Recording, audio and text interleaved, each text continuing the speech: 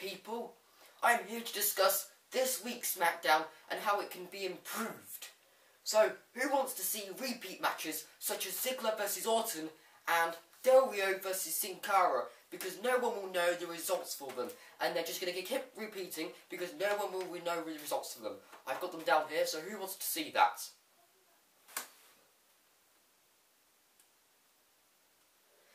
And who thinks Wade Barrett should go for the Intercontinental Championship, because I don't think he's ready for that World Heavyweight Championship title at the moment.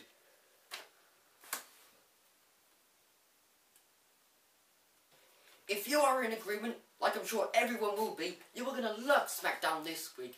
Now, I'm going to go now, I'm going to get my cup of tea, and I'm going to sit down and watch SmackDown, because it is must-see TV, isn't it?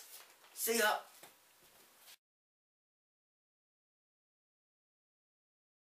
Hey guys, what is going on? Welcome to your SmackDown review starring me, azzgeek. And actually, before I start the review, I did a video quite recently, which is my most recent video, instead of this one, obviously. It was the 5 ways in which Raw can improve. I'm sure there's a lot of others. I could think of a lot right now, definitely, because the Raw is not that great, is it, at the moment? But yeah, please check out that video, please. I'll put the link in the description box down below. I did prep quite a bit of time for that video as well, you know, I think it was over half an hour I did on it. But yeah, I really enjoyed it, you know, get my thoughts out there, so please check out that video for me, please. Thank you. But yeah, let's start this SmackDown review, shall we? So we start off with the Miz TV, and we are getting these Miz TVs quite often on the SmackDown, and they have been, you know, the opener of the show, which is fair enough. I mean, I had no problem with it really, but the guest for today was, well, guest for last night was, well, last night was Tuesday night, but the guest was Cena. Yeah. So you know what it's going to be all about. It's going to be the AJ scandal, which nobody really cares about, and about the kiss they had on Raw, which I don't really care about. They just talk about it. Then you have AJ who comes down. They repeat the AJ kiss. Ziggler then comes down. You then see a repeat from last week when Ziggler attacked John Cena. Well, yeah, AJ went to Dolph Ziggler and Ziggler attacked Cena. I think you have Vicky Guerrero coming down, and they're just talking on the mic, back and forth, back and forth. I mean, this lasted for 17 minutes, and I really did check on the time for this because I knew that this would be much longer because it's, you know, John Cena, you know, the main guy for the company. And when he's in the Starlight, everything's going to be much longer, and of course it is, you know. How long is normal Miz TV? About 10 minutes, maybe? 10 and above, maybe? But you could just tell that this was going to be a long segment because John Cena was involved, and it just took 17 minutes. I don't think it should have took 17 minutes. I know I have to state here that The Miz, I know it's his show, and, you know, he should be like, I know he's the commentator, you know, he is the host. But, I mean, he didn't really have much interaction with this, and I feel he maybe could have had some more input into it. But he just didn't, you know. But, yeah, let's carry on with the review, shall we? We then come to our first match of the night, Ryback versus Darren Young, and I just thought to myself, why are we having this? Ryback's been main eventing Raw, and he's been on pay-per-views, main eventing, Hell in a Cell, and Survivor Series. I don't understand why they put him on a show, like, well, they put him on a show at SmackDown and put him first on the card. I don't really understand that. And especially with an opponent like the PTP, Darren Young, you know. I don't understand that, you know, they don't have any feud going on or anything. And the PTP at the moment, they're just getting buried at the moment. I mean, you can see in this match, they got completely buried. Darren Young obviously gets the loss, but Ryback gets the win. Then Ryback decimates Titus O'Neil. And I feel sorry for the PTP, really.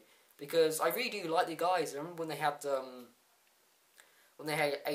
out with them, helping them out. And since he's gone, they're just falling down, and it looks like WWE are treating them like crap at the moment. It's just really sad to see, and I really like the guys. But yeah, they get Ryback to, and obviously that was the right choice. But I just don't understand why they have it. You know, it didn't make sense to me. So you then have after that Cesaro versus R-Truth, which is a pay-per-view rematch without the title up for grabs. I don't understand this. We've already seen the match. Cesaro went over. That is what you got, you know? How am I meant to get behind R-Truth and believe that he will overcome Cesaro when he already lost in the first place.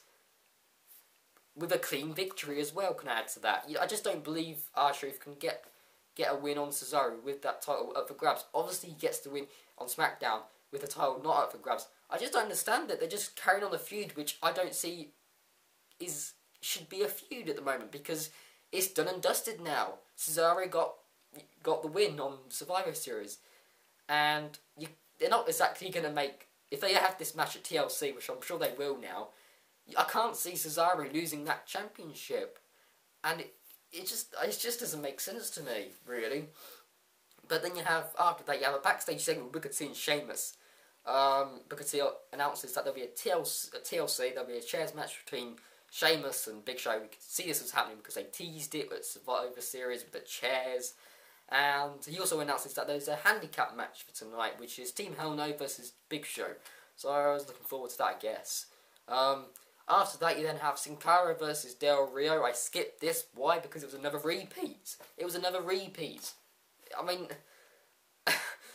how many times have I seen this? I've seen this several times. And how many times have I seen the result exactly like how it is? Del Rio obviously gets the armbar on Sin Cara. Sin Cara taps out straight away. I've seen it before. Why give it to us again? It's just pointless again. You know, there wasn't Rey Mysterio on the show as well, so they couldn't carry on Sin Cara and Rey Mysterio's relationship, you know, have a tag match on this show. I don't understand. Maybe it could have... no, I'm not going to go there. But yeah, they could have done something, I guess. This just didn't appeal to me in any way whatsoever, because we've seen it before. I lose interest. We then come to Big Show versus Team Hell No. The result is that Daniel Bryan tags himself in when Kane's about to chokeslam Big Show, and then puts him in the no-lock. Daniel Bryan puts Big Show in the no-lock. Then Big Show chokeslams Daniel Bryan, and obviously Kane, he walks out actually, and then Show gets the win, 1, 2, 3. And then after that, you actually have Sheamus watching in the crowd, because he's not allowed at the ringside or anything like that. You then have Big Show who runs away when Team Hell No attack him. And then you have Big Show talking to Sheamus, saying about TLC. Again, they could have done something with a bit more impact in this. You know, why is Booker T saying, you know, you can't be in the ring at ringside, you can't have all this chaos. And JBL actually, who was on commentary tonight, he was saying this is what SmackDown was all about, you know, all the chaos and stuff. He said about that. He essentially said it at the end. This is what SmackDown is about. I don't understand why we can't have something interesting. You know, show us a bit of impact in the show. Instead of what we've seen before. Again, Big Show and Sheamus, staring off at each other. We've seen it before. Why am I seeing it again? There's nothing developing from that. They could have done something big on this show, and they just failed to deliver again. So after that, we then have the Intercontinental Championship match, which is Damien Sandow versus Kofi Kingston. We have Wade Barrett who joins the commentary side, and I don't understand this. Why is Barrett going for the Intercontinental Championship? I thought when he actually came in and made his return, you know, he actually said, you know, I want to go for the World Heavyweight Championship. You know, how am I meant to get behind someone who says that and then they go for a mid-card belt? It's a bit of a joke, really. You know, especially with a guy like Wade Barrett. He's great on the mic.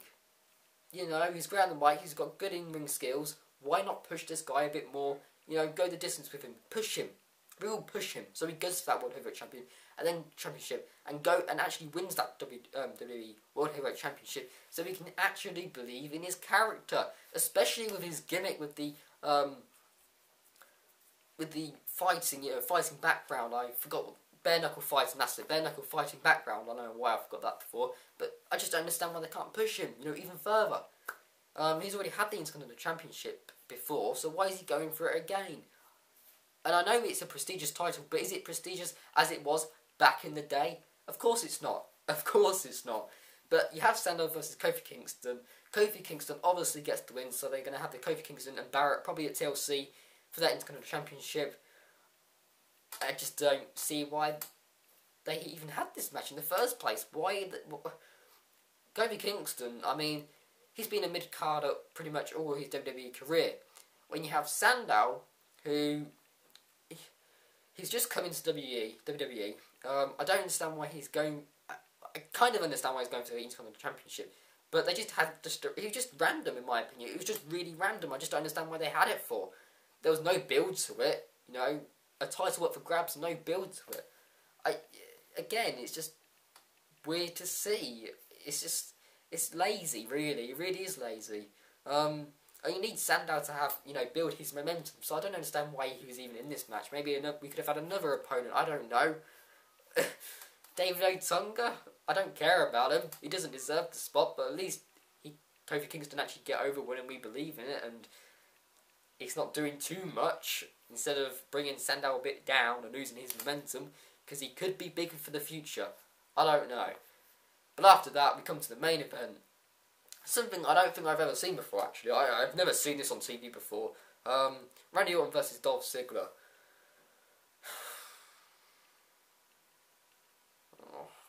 The only thing that was good about this, really, well, again, these guys have faced each other so many times now, I just skip it because I know what's going to happen.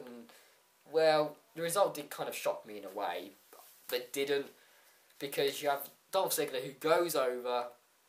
I kind of expected Randy Orton was going to win, but I kind of expected that they need to push Dolph Ziggler because I could kind of see what they did on Raw, and then they're trying to push him now, and I could see that they're trying to do that with him, and Dolph Ziggler gets one over on Randy Orton.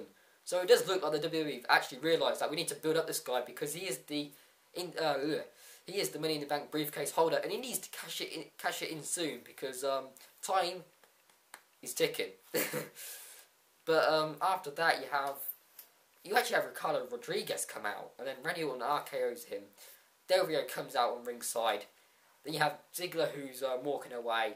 John Cena comes out, puts him in the STF, and it ends like that. And I'm just thinking to myself, we're going to see another Del Rio and Orton match again. A pay-per-view, probably. Oh, dearie me. Oh, dearie me. I've seen it before again. So TLC, I'm going to be paying for something which I've already seen, sorry. I bet either on Raw or SmackDown we're going to have a tag match now between Dolph Ziggler and Del Rio against John Cena and Randy Orton. That's going to happen, I know it. Again, predictable stuff. But looking at this SmackDown, it wasn't a great SmackDown because I've seen most of the matches. They could have had some more of an impact in the Team Hell No and Big Show match. It just didn't deliver, really. It really didn't. You having Barrett going for the Intercontinental Championship. It's just a bit scrambled up here. It really is. It was just really scrambled up this show. You have a 17-minute opening segment just so it could focus on the AJ scandal, which nobody cares about, especially me.